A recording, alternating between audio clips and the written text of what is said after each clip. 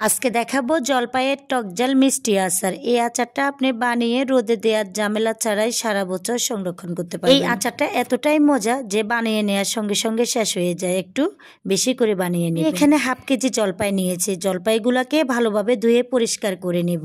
1 KG নিলে একটু ভালো হতো। আচারটা বানানোর সঙ্গে সঙ্গে খাওয়া হয়ে গেছে। আমি বুঝতে পারিনি সবাই এতটাই পছন্দ করবে আচারটা। এখন আমি জলপাইগুলাকে কেটে নেব। সবগুলাকে একটা বোটের উপরে রেখে সুন্দরভাবে কাটিং করব। আপনাদের হয়তো মনে প্রশ্ন জাগবে, আস্ত কেন সিদ্ধ করলাম? আমার বাচ্চারা টক একেবারে খেতে চায় না, বেশি একটা মিষ্টি খেতে চায়। চাই আমি কেটে নিলাম, কেটে তারপরে সিদ্ধ করব। কেটে সিদ্ধ করলে টকটা একেবারে চলে যায়, খুব একটা কমে থাকে। কিন্তু আস্ত সিদ্ধ করলে খুব একটা বেশি টক থেকে যায়। তাই এই যে দেখুন, আমি সবগুলা জলপাইয়ের আচার এভাবে করে কেটে নিলাম। এখন আমি জলপাইগুলাকে ভালোভাবে সিদ্ধ করে নেব। সাথে দিয়ে দিলাম সামান্য পরিমাণে একটু লবণ, যাতে করে জলপাইগুলো। এখন আমার তৈরি করতে হবে জলপাইয়ের আচারের জন্য মশলা। তাই আমি চলে গেলাম মশলা বানাতে। এখানে আমি 5 ফোড়ন, মরি আর সাথে কিছু সরিষা দিয়ে দিলাম। দিয়ে আমি ভালোভাবে একটু নেড়ে ছেড়ে এগুলাকে পাইপেনে টেলে নেবে, একেবারে মিডিয়াম টু লো আছে। আমার ছেলেটা খুবই পছন্দ করে জলপাইয়ের আচার, সেজন্য যেহেতু বাচ্চারা বেশি খাবে এই জন্য আমি জলপাইয়ের আচারের মধ্যে মশলাটা খুব কম দেওয়ার চেষ্টা করব। একটা ফ্যানে আমি 1 কাপ পরিমাণ সরিষার তেল দিলাম। গোটা একটা আস্ত রসুনকে আমি একটু থেতো করে দিলাম। রসুনটাকে তেলের সাথে ভালোভাবে ভেজে নেব।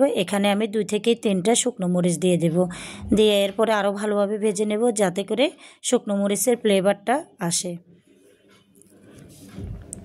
এখন আমি দিয়ে দেব 1 কাপ পরিমাণ চিনি আর 1 কাপ পরিমাণ খেজুরের গুড়। আপনারা যদি ইচ্ছে করেন সবগুলো চিনি দিয়েও বানাতে পারেন, তবে খেজুরের গুড়টা দিলে অনেক মজা হয় এই আচারটা, এই জন্য আমি খেজুরের গুড়টা দিলাম। এখন আমি গুড়টাকে ভালোভাবে মিশিয়ে নেব। ভালোভাবে মিশানোর পরে এখানে আমি আগের থেকে কচলিয়ে রাখা জলপাইগুলো দিয়ে দেব। সবগুলো জলপাই দেওয়া হয়ে গেছে। এখন আমি ভালোভাবে মিক্স করে নেব। দেখুন, আমি যে প্রথমে বললাম সারা বছর আপনারা কিন্তু এভাবে সংরক্ষণ করতে পারবেন, কারণ এখানে কোনো পানি নেই। তেলের উপরে আমি শুকনো জলপাইগুলোকে চটকিয়ে রেখেছিলাম, সেগুলো আমি দিয়ে দিলাম। আপনারা সারা বছর একটা বয়মে রেখেও খেতে পারবেন, এটা নষ্ট হবে না, কারণ এখানে কোনো পানি দেওয়া হয় নাই। জলপাইটা চিনির সাথে একসাথে মিক্স হওয়ার পরে দেখুন কতটা নরম হয়ে গেল। এখন আমি বাকি উপকরণগুলো দিয়ে দিব।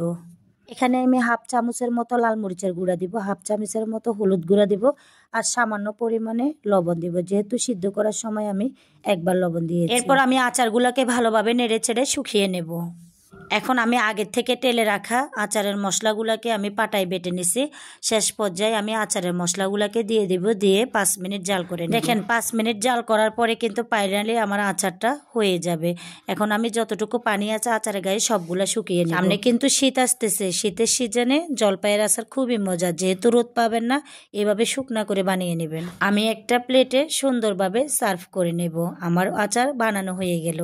দেখুন কতটা লোভনীয় হয়েছে। শেষ করেন, আমরা তো সবাইকে দিয়ে নিজেরা খেয়ে সাথে সাথে শেষ করে ফেললাম।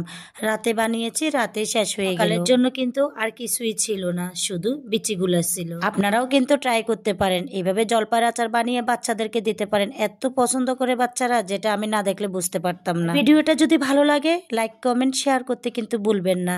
সবাইকে জানাই আসসালামু আলাইকুম।